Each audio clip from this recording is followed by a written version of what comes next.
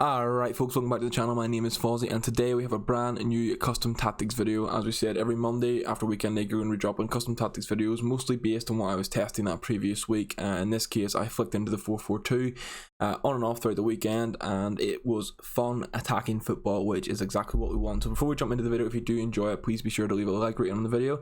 Lets me know you're enjoying the content. The other videos have been fantastic in regards to custom tactics, and if you're new to the channel and you haven't subscribed yet, please do hit the subscribe button and join us on the content journey. So before we dive into the tactics, I'll give you the heads up that this is very attacking, high depth 4-4-2 tactics. If you maybe aren't as comfortable getting counter-attack this heavy, I'll put links down below to the 4-2-3-1 and the 5-2-1-2 custom tactics videos. They are, I was going to say they're not drop back or defensive. The 5-2-1-2 is actually in a very attacking formation. It just has more defensive solidarity. So those videos down below if you're looking for more all-round stable formations that you don't have to have too many worries about getting counter-attacked. But as we did in the last video, we'll jump into these tactics. We'll tear through them because we know exactly that's what you guys are here for. You just want to see the tactics, you want to apply them, and you want to go play some games. You don't need a lot of rambling. So here is the 4-4-2. It's all there for you. We're sticking with balanced. If you watched the previous videos, you'll have heard me chatting about long ball here and there. I think it's useful sometimes.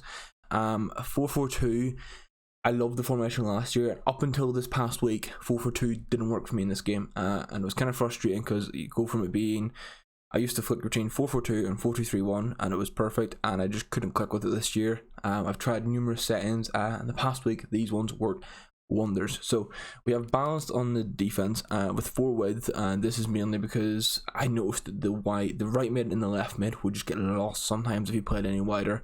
I want them to come in and get involved in that build up play, almost acting as it would in the 4-2-2, almost acting as cams, but the available instructions are a bit better on the 4-4-2, which is why we stick with it.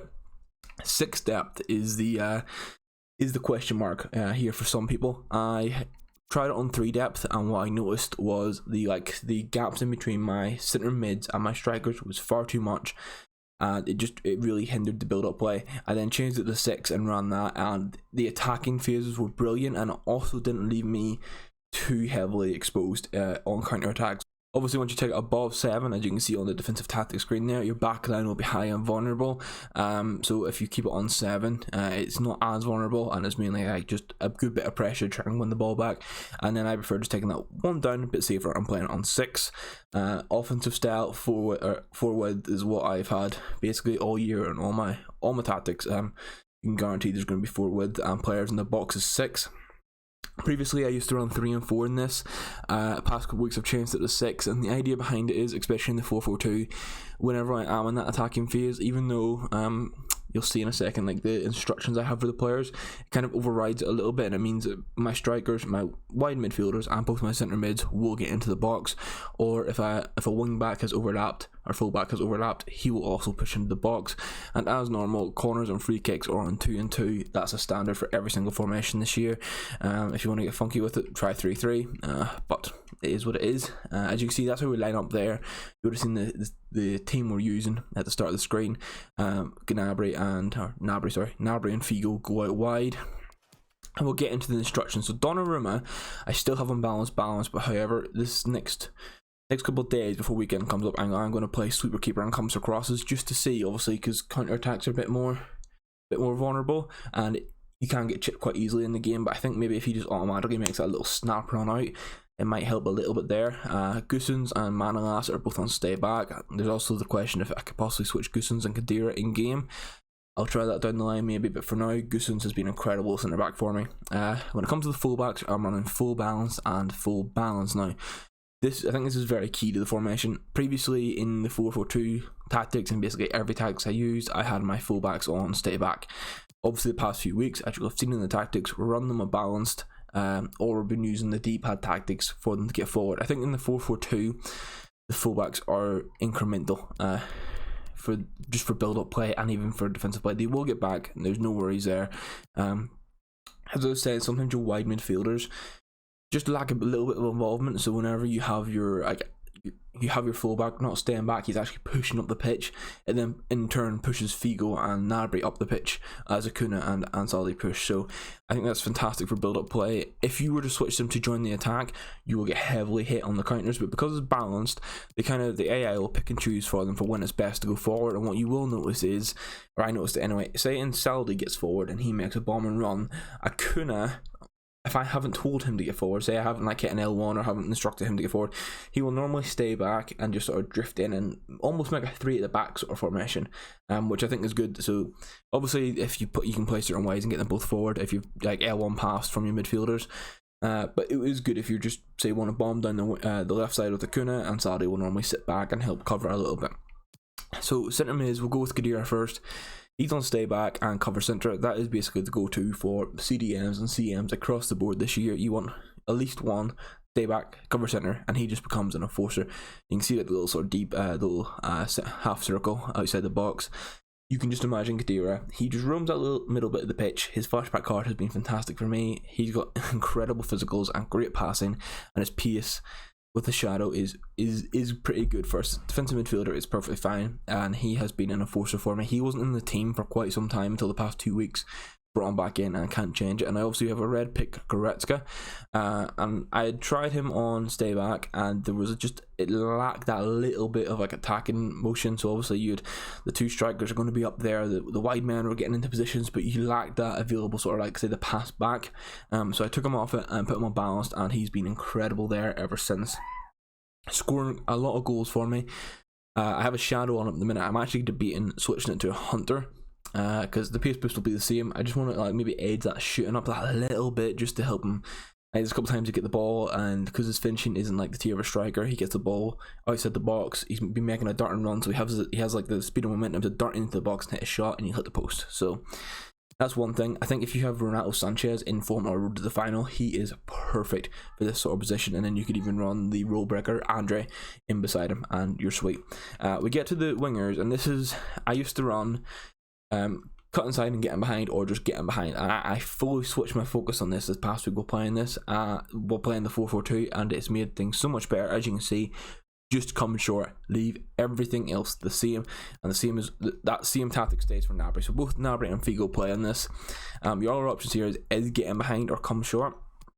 But I think because you have so much options in regards to controlling the team yourself with L1 passes or sending a player on the run, what this means is if Politano has the ball, rather than if I have him getting behind, if I have Politano's the ball, Gnabry is just going to dart down the wing and try and go in behind, and he'll end up offside if the pass wasn't there for me. Instead, this means, okay, he'll come into Politano and he'll maybe offer an L1 pass for Politano to get in behind, or maybe double pass back and forward, and Gnabry will get in behind.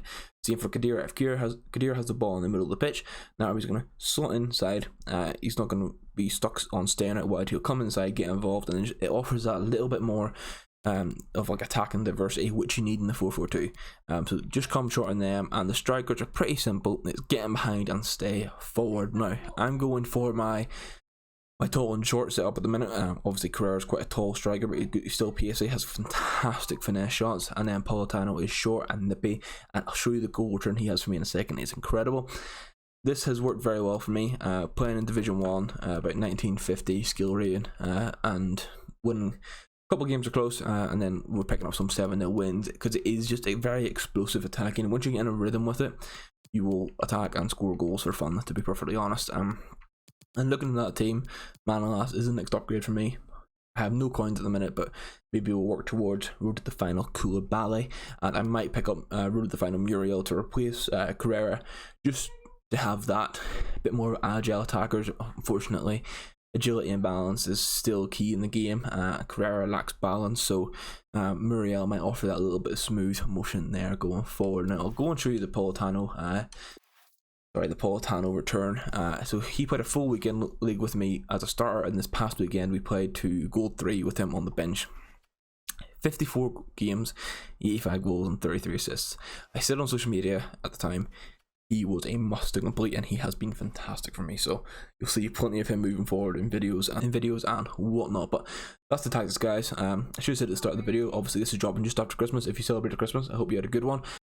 So obviously every Monday we're going to be dropping custom tactics videos. What I am looking at doing is maybe kind of like a FIFA Ultimate Team 101 kind of like sub-series. I mean, I do rewards every Thursday. I didn't do them last Thursday because it was Christmas Eve and the rewards sucked. I'm going to continue to put the rewards out just because outside of that there's not much like Road to Glory stuff, and it kind of just showcases what I'm getting week in week out for my Road to Glory rewards from playing division rivals and like weekend league where I can whilst I'm working and whilst at uni. It kind of shows that without throwing FIFA points on it and without having to put heavy amounts of time into the game, you can get good teams. But the Foot 101 sort of series, and it was more so thinking around Christmas, would be sort of showcasing how to get started in Foot, how to do certain things, maybe trading, which is something I need to look at and to improve. And maybe just even like a video saying like the best league to build. Obviously I'm running the Serie A league, I quite like the Serie A players, but there's 5 main leagues to pick from, which one's the best, and maybe just breaking down, explaining that, as well as taking looks at different promo drops and giving advice on maybe SBCs you should complete, or like objectives, you know, the storyline players, which ones you should take. So let me know if that sort of content you guys would be interested in seeing, and obviously I'll continue to throw custom tactics your way. I always take some time to build these tactics. It's not just a case of me throwing tactics together and throwing at my face in a 10-minute video. There's a good chunk of hours go into testing these formations, especially through champs and division rivals throughout the week. So that's me for today, guys. I will see you in the next video, and I hope you enjoy the rest of your day. Thank you for watching, and goodbye.